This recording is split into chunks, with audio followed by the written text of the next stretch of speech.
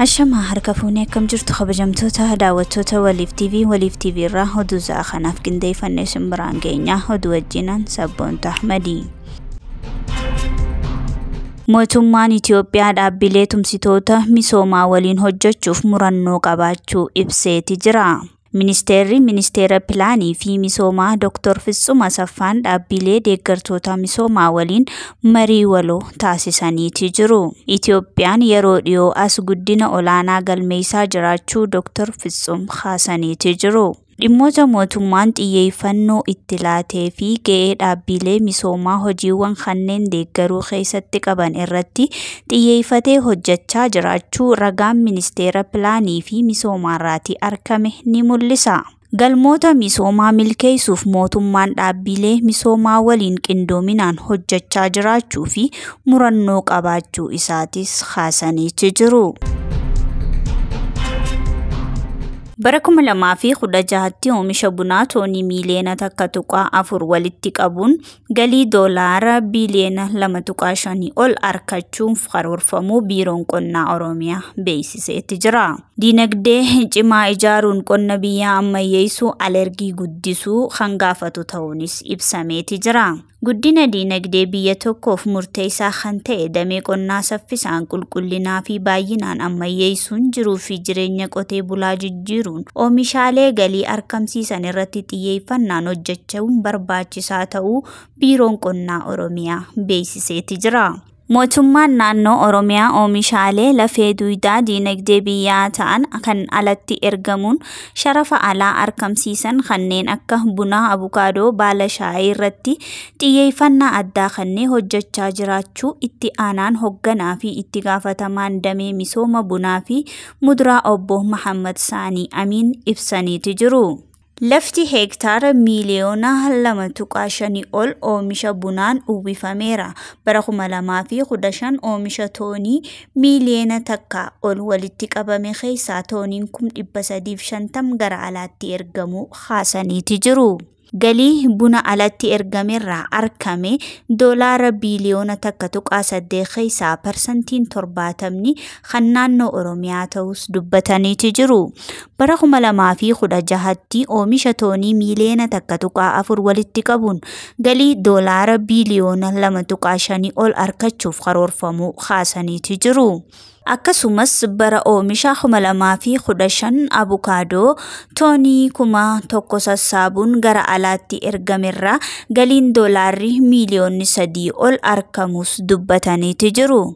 Galii oomisha baala shaayii irraa argamu parsantii 4 olitti guddisuudhaaf hojjetamaa akka jiru himuun ibsi ragaan biiroo kominikeeshinii mootummaa naannoo Oromiyaa irraa argame ni mul'isa. Oduu ispoortiitiin tokkummaa fi tumsaan yoo hojjannee bu'aan argamu gaarii ta'uu injifannoon atileetota argamee barumsa guddaadha jaameeti jira. Tajaajilli kominikeeshinii mootummaa injifannoo atileetonni Itoophiyaa shaampiyoonii atileetiksii addunyaa 19ffaa Hangaarii magaalaa Budaapestitti galmeessan ilaalchisee ibsa laateeti jira. Injifannoo argame caalmaatti hojiin gareen hojjetame Itoophiyaanota kan boonse ta'us tajaajilichi ibseeti jira. Atileetonni Itoophiyaa Budaapestitti saayinaa hojjechuu keessattuu hojiin garee dubartoota biratti mul'ate kan dinqisiifamu ta'uu fi Itoophiyaa kan boonse ta'uun kaafameeti jira. Tokkummaa fi tumsaan yoo hojjannee hojii dinqii hojjechuu akka dandeenyu agarsiiftuu ta'uunis himameeti jira. Bu'aan argame dorgommii olompikii bara dhufu gaggeeffamuuf muuxannoo gaarii ta'uunis kaafameeti jira. Hunda caalaa haalli injifannoon itti argame waloon kan nu boonse tokkummaa biyyaa kan argisiise injifannoo seenaa qabeessa ta'uunis himameeti jira. Sadarkaa addunyaatti biyya bakka bu'uun injifannoo galmeessuun gocha daran nama gammachiisu ta'uunis eerameeti jira. Qormaata yeroo mudatu dandamachuudhaan biyya cimtuu damee adda addaatiin injifattu ta'uu ishee addunyaatti agarsiisuun gama hundaan cimtee itti fufuuf akka qabdus ibsameeti jira. Seenaa injifannoo damee ispoortiin dhaloota dhalootatti ce'ee dhufee cimee akka itti fufu qaamni dhimmi ilaallatu hundi qooda isaa bahuu akka qabus gaafatameeti jira. dhaabbilee daldala elektirooniksii irratti hojjetaniif naannawaa hojii mijataa uumuuf hojjetamaa jiraachuun ibsameeti jira. Mariin rakkoo daldalaa damee elektirooniksiin mudatuu fi furmaata isaa irratti xiyyeeffate magaalaa Finfinneetitti gaggeeffameeti jira. Ministeerri deetaan ministeera Innoveeshinii fi Teekinooloojii Aadde Huriyaa Aliin daldala damee elektirooniksii babal'isuu keessatti qoodni damee dhuunfaa olaanaa ta'uu kaasaniiti jiru. Mootummaan damee dhuunfaa fi hawaasni siviilii qindoominaan hojjechuu akka qabanis hubachiifameera. Waljijjiirraan odeeffannoo fi daddabarsii maallaqaa elektirooniksiin taasifamu karaa seera qabeessaan akka raawwatu labsiin daldala elektirooniksii raggee hojiirra ooluunis kan yaadatamudha. Maayik Hammar walitti bu'iinsa Oromiyaa fi naannoo Amaaraa keessa jiru akkaataa mariin furamuu irratti dubbachuuf Itoophiyaatti imaluufi.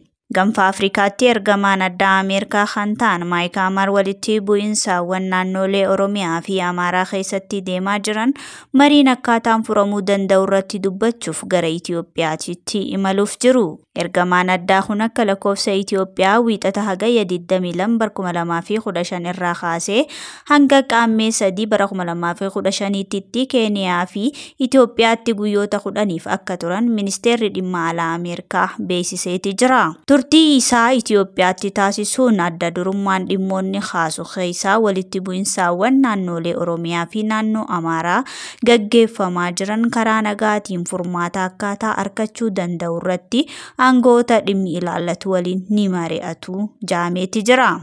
Walitti bu'iinsaawwan naannolee lamaan keessatti itti fufaa jiraniin namoonni nagaa baay'een ajjeefamuu fi madaa'uun himamaa kan jiru yoo ta'u, ergamaan addaa kunis eegumsi namoota nagaaf taasifamuu barbaachisaa ta'uu isaa irratti aangoota Itoophiyaa fi akka kaasu gabaasni ministeera dhimma alaa Ameerikaan baase ni mul'isa.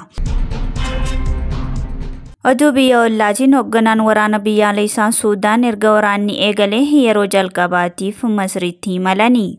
Hoogganaan waraana biyyaalessaa Suudaan Jeneraal Abdul Fattah al-Burhaan Masriitti imalanii pirezidaantii biyyattii Abdul Fattah al-Siisii waliin mari'atanii jiru. Hoogganaan waraana biyyaalessaa Suudaan erga waraanni biyya isaanii ebla darbe eegalee yeroo jalqabaatiif biyyaa bahanii. Waraanni humna dafee qaqqabaa waraana biyyaalessaa gidduutti gaggeeffamu ammallee hammaatee kan itti fufe yeroo ta'u al-Burhaan waamicha marii nagaa didanii waraanatti cichaniiru.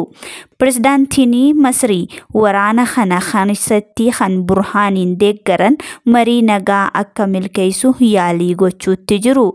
Dhaabbanni biyyoota gamtoomanii waraana Suudaan keessatti gaggeeffamaa jiruun lammiileen biyyattii miliyoona 4 ta'an qe'ee isaaniirraa buqqa'aniiru jeetii jira. Deeggaraa waraana biyyaalessaa kan ta'e pirezidaanti al-Siisiin hanga ammaa deeggarsa waraanaa gochuu fi dhiisuu hin mirkanoofne. Waraana magaalaa Kaartumii fi magaalota naannoo keessatti gaggeeffamaa jiruun kan miidhaman lammiilee nagaarra gahuu yaachisaa ta'antis dhufeeti jira. Waraana magaalaa Kaartumii fi magaalota naannawaa keessatti gaggeeffamaa jiruun kan miidhaan irra gahaa jiru lammiilee nagaa ta'uunis yaaddeessaa ta'aa dhufeeti jira. Kabajamtoota daawwattoota keenya Waliif TV irraa oduun za'a kanaaf qindeeffannee kana gaammaa turanii oduu wajjin Sabboontu Ahmadiin ture. Biyyaa biyyeen teenya nagaa taatu horaa bulaa.